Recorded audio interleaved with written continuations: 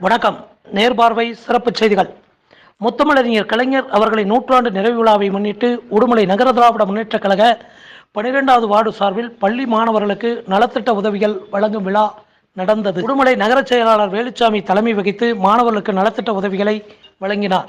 தொடர்ந்து மாவட்ட இளைஞரணி அமைப்பாளர் ஜெயக்குமார், பொதுக்குழு உறுப்பினர் UNP குமார், மாவட்ட பிரதிநிதி சிராஜுதீன், நகரமன்ற உறுப்பினர்கள் ஆறுசாமி, வின்சென்ட் ஜோசப், ரவி, அருணாச்சலம், மாவட்ட கலை இலக்கிய பகுத்தறிவு பேரவை துணை அமைப்பாளர் தென்றல் சேகர் உள்ளிட்டோர் பங்கேற்று மாணவர்களுக்கு நலத்திட்ட உதவிகள் வழங்கினர்.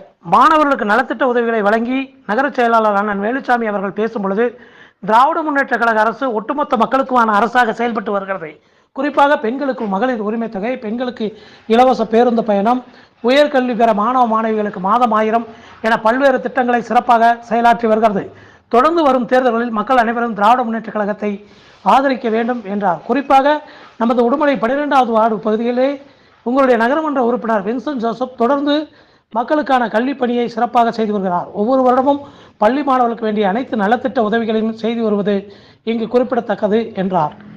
விழாவில் 100க்கும் மேற்பட்ட மாணவ மாணவிகளுக்கு இலவச நோட்டு புத்தகங்கள், பென்சில், பேனா, புத்தகப்பை ஆகியவை வழங்கப்பட்டது.